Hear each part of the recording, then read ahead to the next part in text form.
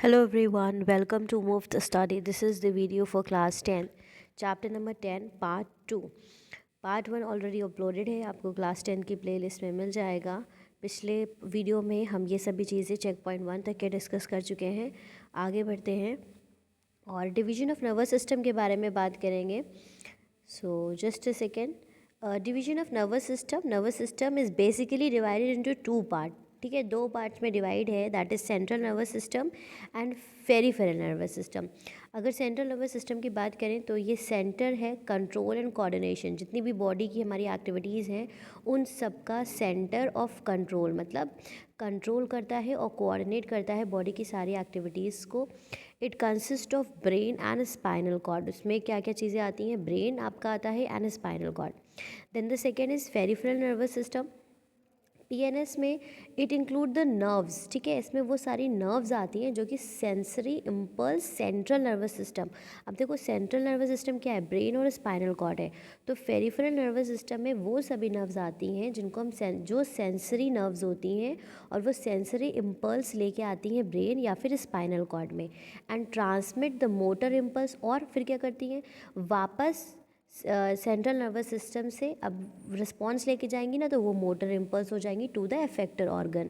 It consist of somatic nervous system and autonomic nervous system. अब peripheral nervous system दो तरह का होता है, सोमैटिक एसएनएस जिसको कहते हैं and autonomic nervous system that is the ANS. So here the division is given of the nervous system. You can see the chart. Nervous system is broadly classified into central nervous system and peripheral nervous system.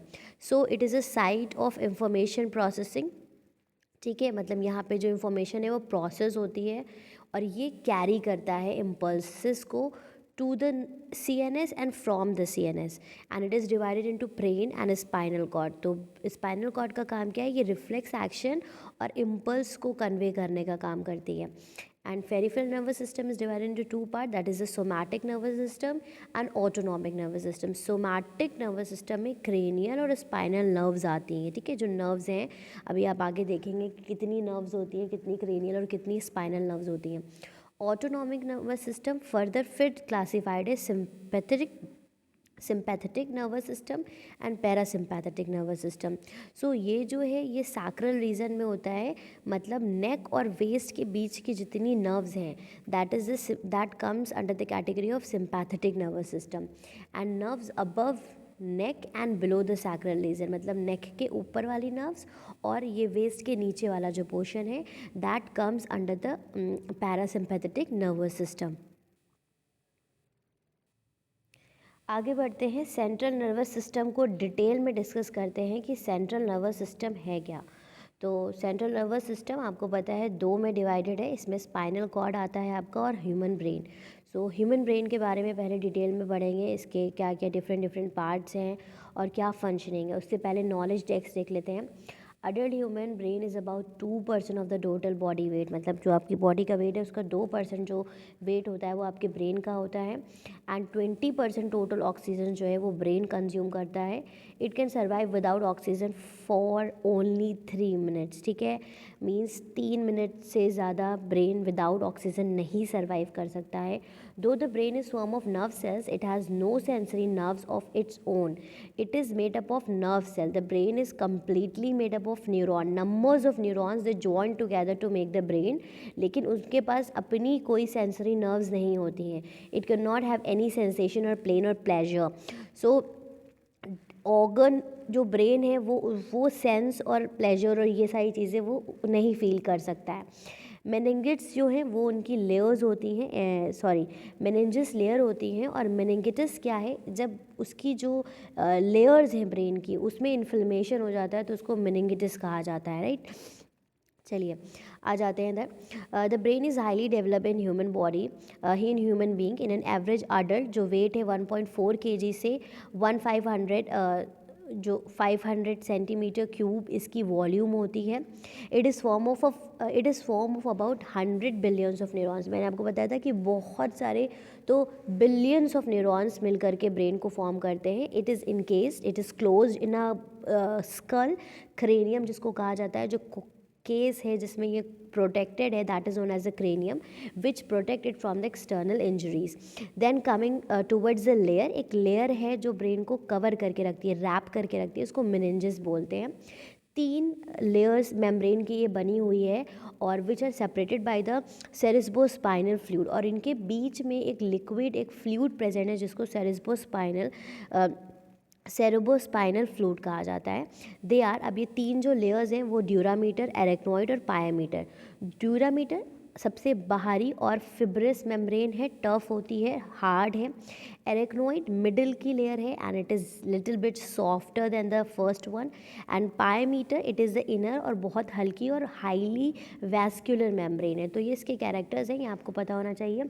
फिर cerebrospinal fluid, the space between the meninges and the brain cavity, ventricles, जो brain की cavity है उसको वर्ट्रिसेस बोलते हैं। तो इन layers और ब्रेन की कैविटी के बीच में जो स्पेसिंग है that is filled with this fluid, that is known as cerebrospinal fluid, right.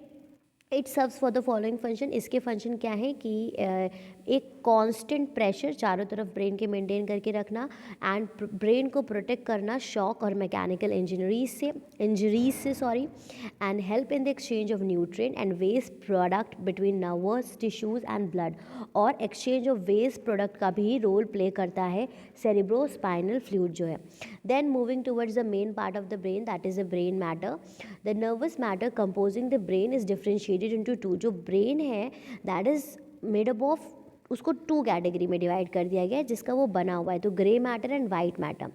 Grey matter which form the surface layer of the brain, मतलब जो बाहर से जो दिखता है that is of grey matter, और वो एक्चुअली में क्या होती है, न्यूरॉन की सेल बॉडी है। तो बाहर की तरफ क्या है, सारी सेल बॉडीज़ लगी हुई हैं एक साथ। And white matter that lights to the inner side, और जो वाइट मैटर है वो अंदर की तरफ होता है। It is form of the white myelinated nerve fibre, and वो किसका बना हुआ है, जो एक्सॉन नीचे के बचे, और स्पेशली वो कैसे एक्सॉन है, मेड्यूलेटेड मेलिनेटेड नर्व फाइबर्स होते हैं, उसका वो वाइट मैटर बना होता है, अंदर की तरफ वाइट वाला पोर्शन होता है। तो बाहर से ग्रे है ब्रेन और अंदर से वाइट है, और स्पाइनल कॉर्ड अभी आप आगे पढ़ोगे वो जस्ट इसका उल्टा होता है। Then moving towards the division of the brain, ये तो मैटर है कि जो मैटर उसमें होता है वो ऑलराइट। अब बात करते हैं हम डिवीज़न ऑफ ब्रेन की। तो ब्रेन क्या है, स्पाइनल कॉर्ड का इंटीरियर पार्ट है जो कि इनलार्ज्ड हो गया है, तो इसीलिए हम इसको इनलार्जमेंट ऑफ इंटीरियर पार्ट कहते हैं। और उसको डिवाइड किया गया है फोर ब्रेन, मिड ब्रेन और हिंड ब्रेन में। डिटेल में पढ़ेंगे फोर ब्रेन क्या है। Forebrain consist of cerebrum and diencephalon. तो जब हम फोर ब्रेन की बात करते हैं तो उसमें 2 चीज़ों को हम पढ़ेंगे, that is cerebrum and diencephalon, right.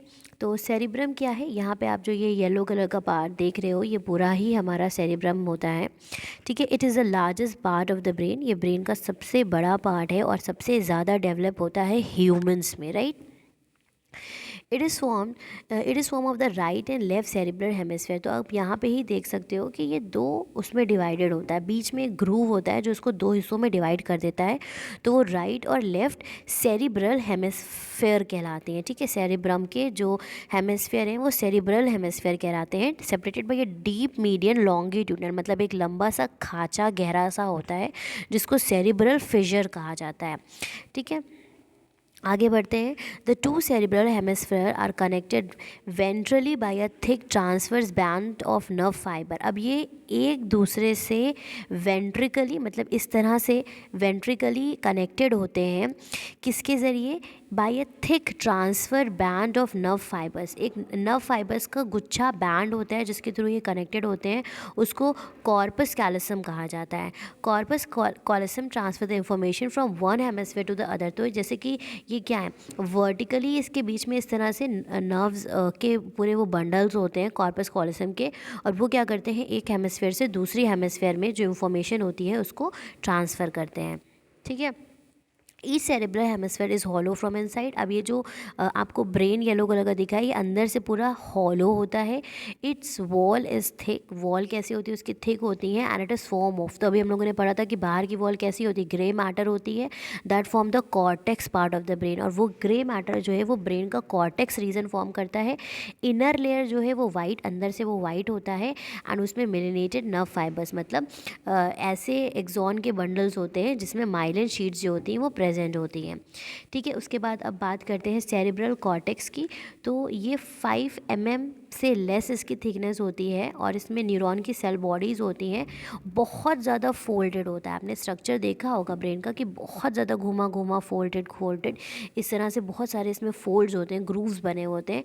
The folds and grooves are called gyri and sulci. इन्हीं फोल्ड्स और ग्रूव्स को, ये जो मुड़े हैं, खाँचे हैं, जो इस तरह के गहरे खाँचे बने हुए हैं, इन्हीं को गायरी और सल्की रेस्पेक्टिवली, ठीक है, इनको गायरी और सल्की कहा जाता है। फंक्शन क्या है सेरेब्रल कॉर्टेक्स का? The cerebral cortex is the most important part of the human. इसके 3 फंक्शन हैं, नीचे देखिए लिखे हुए हैं। हमारी जो मेंटल एक्टिविटीज़ हैं, सेंसरी परसेप्शन है और इनिशिएशन एंड कंट्रोल। तो मेंटल एक्टिविटी में जैसे हम सोचते हैं, चीज़ों को याद करते हैं, किसी चीज़ की रीजनिंग, कॉन्शियसनेस, जिम्मेदारी, लर्निंग, ये सारी चीज़ें जो दिमाग से रिलेटेड हैं वो सभी सेरेब्रल कॉर्टेक्स कंट्रोल करता है। यहाँ तक कि जो फीलिंग है लव की, एडमायरेशन की, या किसी से हम नफ़रत करते हैं, किसी की तारीफ़ करते हैं, ये सारी भी जो फीलिंग है वो हमारा सेरेब्रल कॉर्टेक्स कंट्रोल करता है। फिर आता है सेंसरी परसेप्शन। तो इसमें जो हमें दर्द महसूस होता है, टेम्परेचर, ठंडक, गर्मी, टच होने का एहसास, दिखना, सेंस से रिलेटेड जितने भी हैं आपके, सुनाई देना, टेस्ट करना, स्मेल करना, ये सारी चीज़ें आपकी आ जाती हैं सेंसरी परसेप्शन में। ये भी सेरेब्रल कॉर्टेक्स देखता है। उसके बाद initiation and control of voluntary muscles, motivation and intention, मतलब जो भी हमारी वॉलेंट्री मसल्स हैं उनका कंट्रोल और इनिशिएशन, वो सारी चीज़ें भी कौन कंट्रोल करता है? आपका सेरिब्रल कॉर्टेक्स करता है। नॉलेज डेस्क पढ़ लीजिए। The folds and groove in cerebral cortex increase the surface area. अब ये इतने सारे फोल्ड्स और ग्रूव्स क्यों होते हैं? क्योंकि ये सरफेस एरिया को बढ़ाते हैं। जैसे कि उसमें हम लोगों ने पढ़ा था इंटेस्टाइन के केस में, तो सरफेस एरिया विलाई फॉर्म, जो विलाई प्रेजेंट होती है वो क्या करती है? सरफेस एरिया को बढ़ाती हैं। इसी तरह से ये गायरी और सल्की क्या करती हैं? सेरिब्रल एरिया को बढ़ाती हैं ताकि वहाँ पे बिलियंस ऑफ न्यूरॉन्स आ सकें।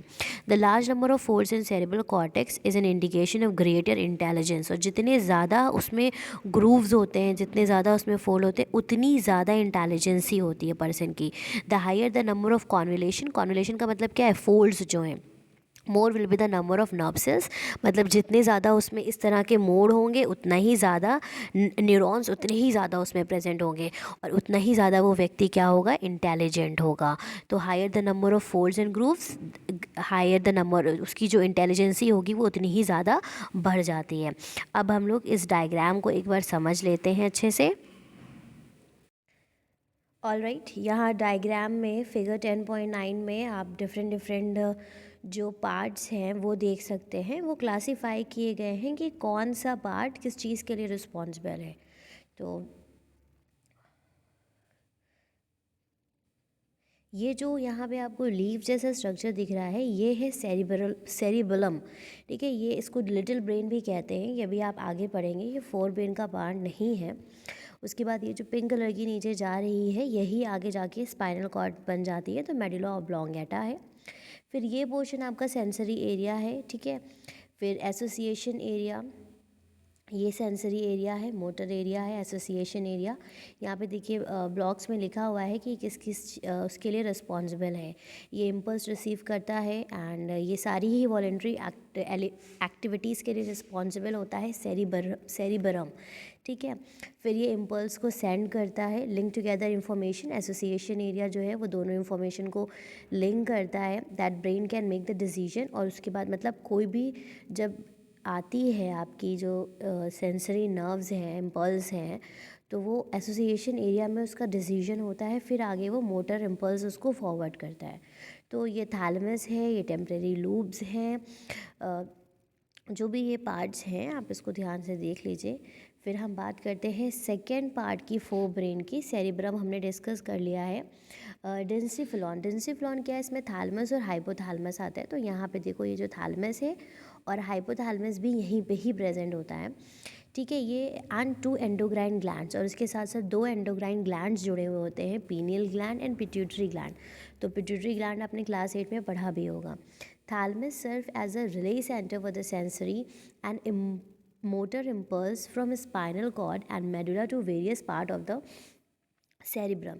तो ये जो थाइलमस है ये क्या काम करता है, ये एक रिले सेंटर के जैसा काम करता है सेंसरी और मोटर इम्पल्स के लिए, जो कि स्पाइनल कॉर्ड से आ रही हैं। और इसके अलावा ये इमोशन और जो सेंसरी इम्पल्स होती हैं, heat, pain, temperature, light, pressure, इन सब की जो इम्पल्स होते हैं उसको रिकॉग्नाइज करता है। मतलब ये सारी चीज़ें जो हमें महसूस होती हैं, that is because of the thalamus. Then hypothalamus, ये थैलेमस के जस्ट नीचे होता है और इसमें रिफ्लेक्स सेंटर्स होते हैं मसल्स और ग्रैंडुलर एक्टिविटीज़ के लिए। ठीक है, तो जैसे फूड इनटेक, प्यास, टेम्परेचर और हार्मोनल सिक्रीशन जो है पिट्यूटरी ग्लैंड का, विच वो ये सारी चीज़ें हाइपोथैलेमस कंट्रोल करता है। And it control the pattern of sleep and stress. And hypothalamus आपकी स्लीप का जो पैटर्न है और स्ट्रेस, इन सारी चीज़ों को भी कंट्रोल करता है। तो ये हमने 4 ब्रेन के बारे में पढ़ लिया है। Cerebrum and human intelligence. Cerebrum hemisphere store the information and experiences in the association area. These areas are responsible for feeling of consciousness and abstract intelligence, behavior, thinking and feeling. मतलब ये जो cerebrum area में जो भी information store होती है ये responsible होते हैं intelligence के लिए and जो हमारी consciousness है उसके लिए, thinking के लिए, feeling के लिए. Thus the main function इसका ये है कि ये knowledge को store करता है, हमारे behavior को modify करता है past experience के according.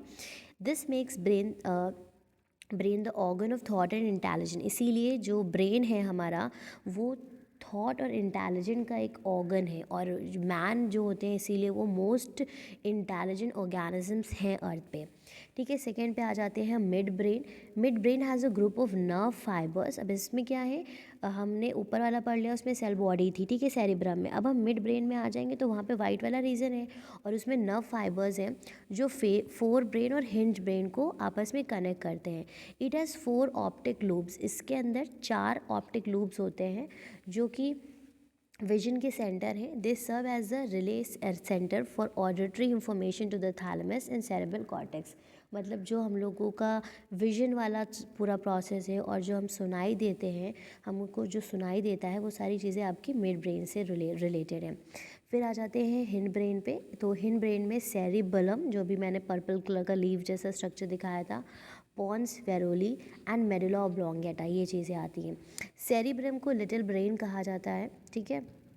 It is the second largest part of the brain but much smaller than the cerebrum.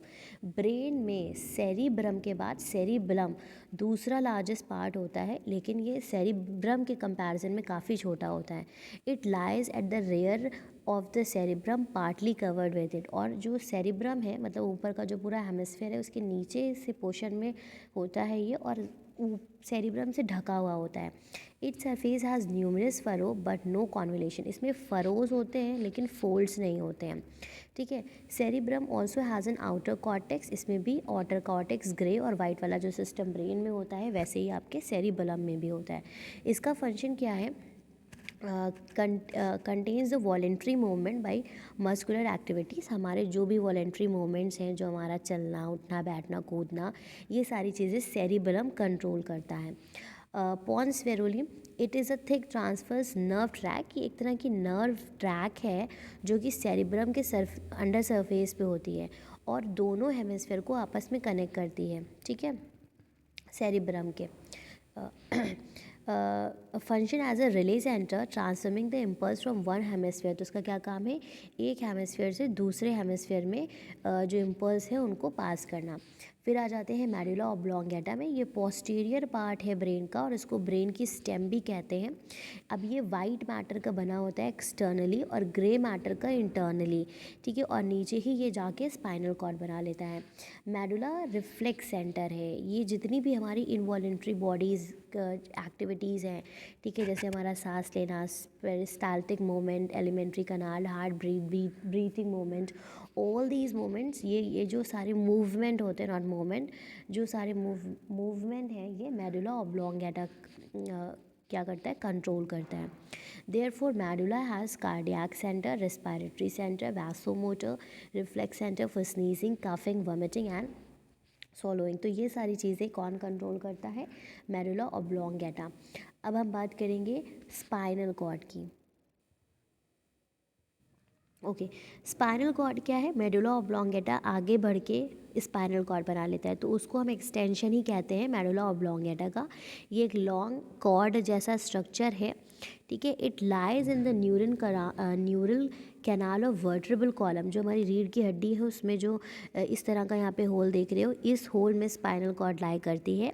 And extend from medulla to the lumbar region, ठीक है, और ऊपर से पूरा नीचे तक के जाती है। Like brain, it is also protected by the 3 meninges। जैसे ब्रेन में 3 लेयर्स हैं और सेरिब्रोस्पाइनल फ्लूइड है, इसी तरह से स्पाइनल कॉर्ड में भी होता है। और ये एक ब्रेन जो बोनी केज इसका है वो क्या है, वर्टेब्रल कॉलम में जो होल जैसा स्ट्रक्चर है वहाँ पे ये प्रेजेंट होती है।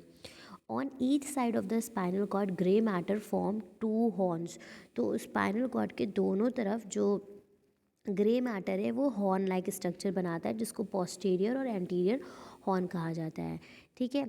तो यहाँ पे उसके बाद डॉर्सल हॉर्न जो हमारा पोस्टीरियर हॉर्न है is joined by the sensory nerves which pick up the impulse from the sense organ.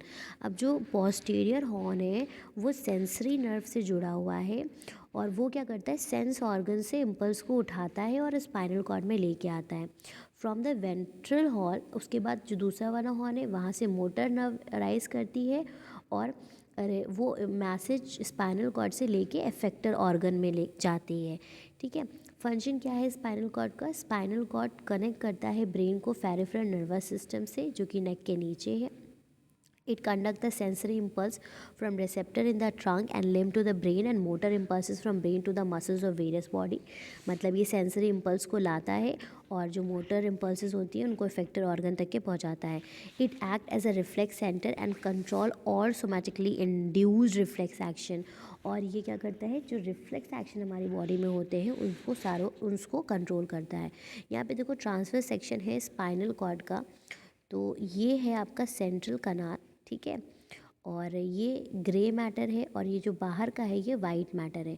जो ग्रे मैटर है देखो वो डॉर्सल हॉर्न फॉर्म कर रहा है एंड ये पोस्टीरियर मीडियन सल्कस है। लेटरल हॉर्न है, स्पाइनल, ये नर्व्स जो उधर से आ रही हैं वो सारी चीज़ें हैं। तो ये आपका एक ट्रांसफर सेक्शन दिया हुआ है स्पाइनल कॉर्ड का। इस स्पाइनल कॉर्ड का स्ट्रक्चर कैसा होता है, ठीक है।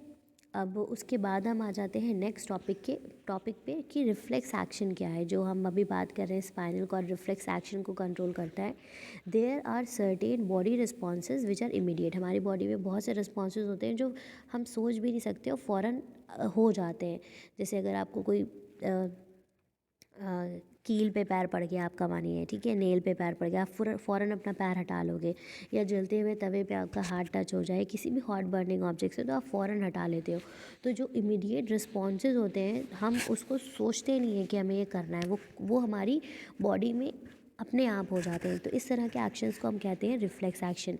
These responses are controlled by the reflex centre present in the medulla. अब ये कंट्रोल कौन करता है, जो रिफ्लेक्स सेंटर मेडुला और स्पाइनल कॉर्ड में प्रेजेंट है वही क्या करते हैं, रिफ्लेक्स एक्शंस को कंट्रोल करते हैं।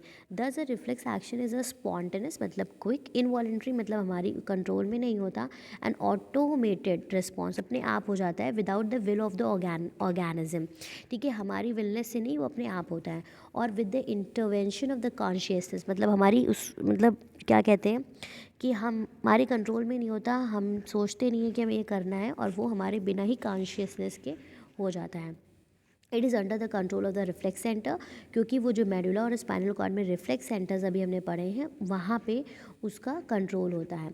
अब एग्जांपल्स क्या हैं, जैसे छींक आना, खांसी आना, वॉमिटिंग, ब्लिंकिंग ऑफ आई, आंखों का झपकना, withdrawing of hand, leg and watering of mouth. मतलब जब आप अपने खाना देखते हो ना कोई पसंद का, तो वो आपके माइंड में सेट हो चुकी हैं वो चीज़ें, तो आपके मुंह से पानी आने लगता है। तो ये भी क्या है, ये भी एक एग्जाम्पल है रिफ्लेक्स एक्शन का, ठीक है।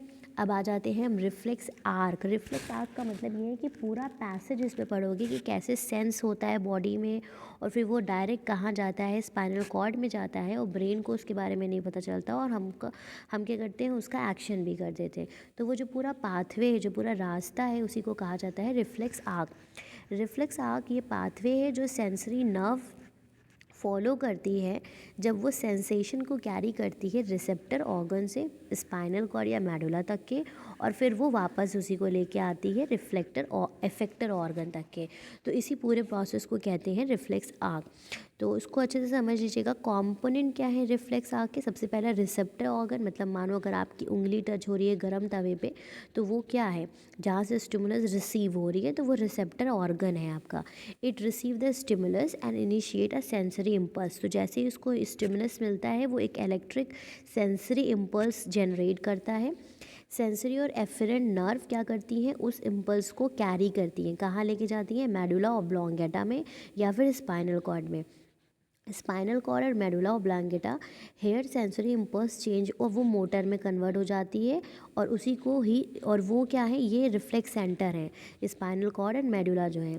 मोटर और इफरेंट नर्व वहाँ से क्या करती है, इस रिफ्लेक्स सेंटर से उठा करके वापस इफेक्टर ऑर्गन पे लेके आएगी, और इफेक्टर ऑर्गन क्या करेगा, रिस्पॉन्स दे देगा जो भी रिस्पॉन्स होगा। तो जो पाथवे है नर्व इम्पल्स का वो है stimulus, receptor organ, sensory nerve आगे लेके जाएगी, सेंसरी न्यूरॉन, फिर वो स्पाइनल कॉर्ड में जाएगा, वहाँ से मोटर न्यूरॉन, फिर motor nerve, effector organ and response to the stimulus. तो ये पूरा पाथवे अगर यहाँ डायग्राम में देखो तो मानो यहाँ पे हीट रिसीव हुई, फिर क्या हुआ, सेंस जो स्टिमुलस थी वो पास हुई, फिर सेंसरी नर्व फाइबर्स उस स्टिमुलस को लेके आगे बढ़े, सेंसरी न्यूरॉन आया, सेंसरी न्यूरॉन उसको स्पाइनल कॉर्ड में लेके गया। अब यहाँ पे क्या है, स्पाइनल कॉर्ड है। अब इस स्पाइनल कॉर्ड क्या है, ये रिफ्लेक्स सेंटर है। अब इस सारी चीज़ें यहीं पे हो गई कि क्या रिस्पॉन्स आना है, कैसे क्या होना है, ठीक है।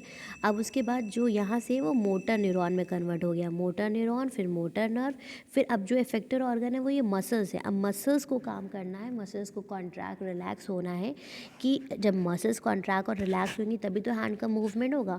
तो ये इफेक्टर ऑर्गन्स हैं, यहाँ पे वो अपना जो काम सिग्नल देना होता है वो सिग्नल दे देती हैं, और उसी के अकॉर्डिंग वो इफेक्टर ऑर्गन जो है वो वर्क करता है, ठीक है। तो ये पूरा था आपका रिफ्लेक्स एक्शन के बारे में और रिफ्लेक्स आर्क के बारे में। आगे बढ़ते हैं और रिफ्लेक्स एक्शन और वॉलेंट्री एक्शन के बीच का फ़र्क समझ लेते हैं। तो ये इसमें क्या होता है, जो इम्पल्स है वो स्पाइनल कॉर्ड तक के जाती है, और इसमें वॉलेंट्री एक्शन है तो ब्रेन भी इन्वॉल्व होगा, ठीक है। सब कॉन्शियस है, आपको नहीं पता चलता है, ये कॉन्शियस है, आपके दिमाग के कंट्रोल में है, ये फ़ौरन हो जाता है, और ये कंपैरेटिवली स्लो होता है, आप सोच समझ के रिस्पॉन्स करते हो। And response for the same stimulus is always the same. और अगर कोई एक स्टिमुलस है, जैसे गर्म तवे पे या गर्म ऑब्जेक्ट पे हाथ पड़ेगा, तो आप हमेशा उस हाथ को पीछे ही विड्रॉ करोगे, ठीक है। इस केस में क्या होता है कि सेम स्टिमुलस के लिए रिस्पॉन्सेज, क्योंकि आप सोच समझ के कर रहे हो, तो वो रिस्पॉन्सेज अलग हो सकते हैं, ठीक है। और ये क्या होता है कि एक बार दिमाग में वो, मतलब माइंड में क्या, जो स्पाइनल कॉर्ड होती है, तो वो एक बार वो चीज़ें सेव हो जाती हैं, वही सिग्नल्स फिर पास होते हैं, ठीक है। अब काइंड्स ऑफ रिफ्लेक्सेस की बात करते हैं। तो जो रिफ्लेक्सेस हैं वो दो कैटेगरीज़ में रखे गए हैं, सेरिब्रल रिफ्लेक्सेस और cranial reflexes and spinal reflexes. Cranial reflexes क्या हैं, ये इनवॉलेंट्री रिस्पॉन्सेज हैं, use brain stem as the integrating centre. जहाँ पे ब्रेन स्टेम क्या है, मेडुला ऑब्लोंगेटा है ब्रेन स्टेम, ठीक है, उसको एज अ सेंटर रखा गया है। They receive sensory information through cranial nerves. इसमें क्या होता है, क्रेनियल नर्व्स के थ्रू इन्फॉर्मेशन आती है एंड जनरेट द रिस्पॉन्स, और मेडुला ऑब्लोंगेटा ही रिस्पॉन्स दे देता है, ब्रेन को नहीं पता चलता। जैसे हमारी आँखों का झपकना, ठीक है, और जो आँखों के अंदर प्यूपिल है उसका बढ़ना और छोटा होना, डायलेशन और कंट्रैक्शन होना, ठीक है, और फ्लैक्चुएशन ऑफ लाइट इंटेंसिटी के वजह से जो हमारी प्यूपिल छोटी बड़ी होती है, स्वेलोइंग, कफिंग, स्नीजिंग, ये सभी क्या है, क्रैनियल रिफ्लेक्सेस हैं। एंड अगर स्पाइनल रिफ्लेक्सेस की बात करी जाए तो द स्पाइनल कॉर्ड, इसमें स्पाइनल कॉर्ड रोल प्ले करती है और रिस्पॉन्सेस को जनरेट करती है, जैसे कि नी जर्क रिस्पॉन्स। जब आपके घुटने पे जो कैप वाला एरिया होता है वहाँ पे अगर कस के प्रेशर हिट होगा तो आपका पैर जो है वो जर्क प्रोड्यूस करेगा, अभी आप आगे ये पढ़ोगे, ठीक है। और विड्रॉल ऑफ हैंड, ये सारे क्यों हैं, स्पाइनल रिफ्लेक्सेस हैं, मतलब इसमें स्पाइनल कॉर्ड रिस्पॉन्सिबल होती है। तो reflexes can be of following two type depending upon their nature. अब फर्दर उनके नेचर के हिसाब से वो अनकंडीशनल और कंडीशनल रिफ्लेक्सेस होते हैं।